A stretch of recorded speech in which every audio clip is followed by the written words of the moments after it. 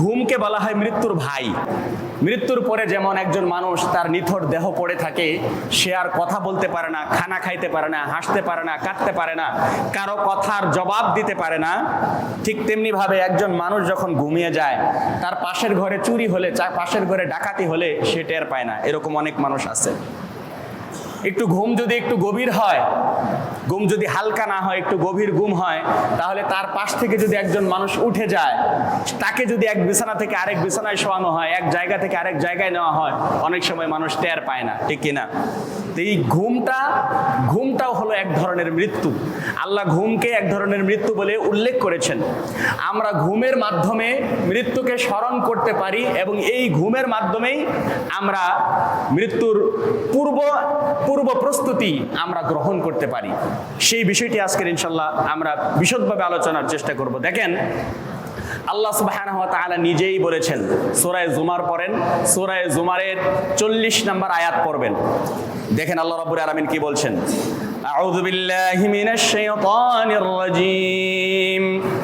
الله يتوفى الأنفس حين موتها والتي لم تمت في منامها فيمسك التي قضى عليها الموت ويرسل الأخرى إلى أجل مسمى إن في ذلك لآيات لقوم يتفكرون আল্লাহ রাব্বুল আলামিন বলছেন যে আল্লাহু ইয়াতাওয়াফাল আনফুসা হিনা মাউতিহা।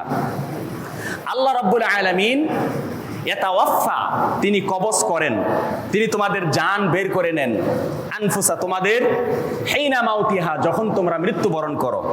আল্লাহ মৃত্যুর সময় ফেরেশতার মাধ্যমে তোমাদের জানকে কবজ করান। আর ওয়াল্লাতী লাম তামুত ফি মানামিহা, আর যাদের জানকে আল্লাহ রাব্বুল আলামিন কবজ করান না, অর্থাৎ আমরা যারা পৃথিবীতে জীবিত আছি, ওয়াল্লাতী, আর যার, লাম তামুত ফি মানামিহা, যার জান কবজ করা হয় না, তাকে আল্লাহ রাব্বুল আলামিন সে মৃত্যুবরণ করে কিসের মাধ্যমে? যারা মৃত্যুবরণ করেনি তারা মৃত্যুবরণ করে কিসের মাধ্যমে? ফি মানামিহা, তাদের ঘুমের মাধ্যমে তারা মৃত্যুবরণ করে। আল্লাহ যখন কোনো মানুষ মারা যান তখন তার জানকে ফেরেশতার মাধ্যমে কবজ করান। আর যারা মারা যায় না, লাম তামুত ফি মানামিহা, যারা মরেনি, ফি মানামিহা, তাদের মৃত্যু দেন ঘুমের মাধ্যমে। এই ঘুমের মাধ্যমে তারা মৃত্যুর স্বাদ পায়, মৃত্যুর স্বাদকে আস্বাদন করে। ঘুমের মাধ্যমে অনেক সময় আমরা অনেক ভয়ঙ্কর স্বপ্নেও দেখি। ঘুমের মধ্যে মানুষ জান্নাতও দেখতে পারে, ঘুমের মধ্যে মানুষ জাহান্নামও দেখতে পারে, ঘুমের মধ্যে মানুষ শাস্তিও পাইতে পারে, ঘুমের মধ্যে আবার মানুষ কি হয়, অনেক সময় ভালো জিনিসও ঘুমের মাধ্যমে মানুষ দেখে। তো ঘুমটা হলো এক ধরনের মৃত্যু আল্লাহর ভাষায়। আর আল্লাহ রাব্বুল আলামিন এর পরের আয়াতে বলছেন, ওয়াল্লাতী লাম তামুত ফি মানামিহা ফায়ুমসিকুল্লাতী ক্বাদা আলাইহাল মাউতা, অতঃপর তোমরা যারা ঘুমাও, এদের মধ্য থেকে আল্লাহ যাদেরকে চান তাদের জানকে এই ঘুমের মধ্যেই কবজ করে নেন। অনেক মানুষ আছে না ঘুমের মধ্যে মারা যায়, কি বলেন, মারা যায় কিনা? ঘুমের মধ্যে অনেক মানুষ ঘুমাইছে, রাতে ঘুমাইছে, সকালবেলা আর জীবিত নাই, সে আর জীবিত নাই, ঘুমের মধ্যেই তার মৃত্যু হয়ে গেছে। ওয়াল্লাতী লাম তামুত ফি মানামিহা ফায়ুমসিকুল্লাতী ক্বাদা আলাইহাল মাউতা, অতঃপর আল্লাহ রাব্বুল আলামিন তোমাদের কারো কারো ঘুমের মধ্যে মৃত্যু দেন। ওয়া ইউরসিলুল উখরা ইলা আজালিম মুসাম্মা, আর কিছু কিছু প্রাণকে আল্লাহ রাব্বুল আলামিন ছেড়ে দেন, এরা আবার তাদের দেহের মধ্যে ফিরে আসে, রূহকে ছেড়ে দেওয়া হয়, দেহের মধ্যে ফিরে আসে, এবং আজালিম মুসাম্মা, একটা নির্দিষ্ট কাল, একটা নির্দিষ্ট সময় পর্যন্ত, অর্থাৎ তার নির্ধারিত মৃত্যুর সময় পর্যন্ত তাকে এভাবে অবকাশ দেওয়া হয়। আর ঘুমের মাধ্যমে তার মৃত্যুটাকে সে প্রতিদিন অনুভব করে থাকে। যখন আল্লাহর হুকুম হবে তখন তার সেই জানটা আর তার সেই ঘুমটা আর ভাঙবে না। এই ঘুম না ভাঙলেই সে কি হয়ে যায়? মৃত হয়ে যায়, সে মরে যায়, মানুষ মরে যায়।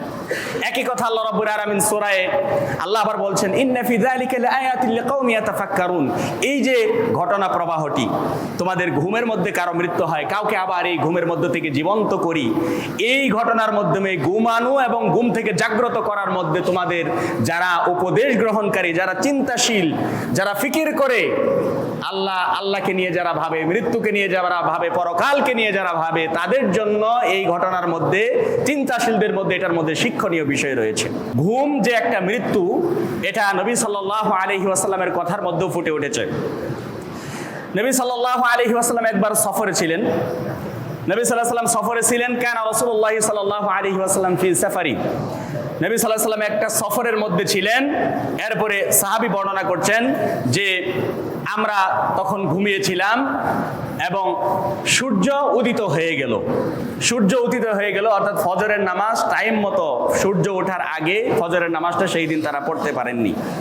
অতঃপর নবী সাল্লাল্লাহু আলাইহি ওয়াসাল্লাম তাদেরকে সম্বোধন করে, সাহাবীদেরকে সম্বোধন করে বললেন যে ইন্নাকুম কুনতুম আমওয়াতান, নিশ্চয়ই তোমরা সকলেই মৃত্যুবরণ করেছিলে, তোমরা সবাই মরে গিয়েছিলে ঘুমের মাধ্যমে। ফারাদ্দাল্লাহু ইলাইকুম আরওয়াহাকুম, আল্লাহ রাব্বুল আলামিন তোমাদের কাছে তোমাদের রূহকে, তোমাদের জানকে আবার তোমাদের কাছে ফিরিয়ে দিয়েছেন।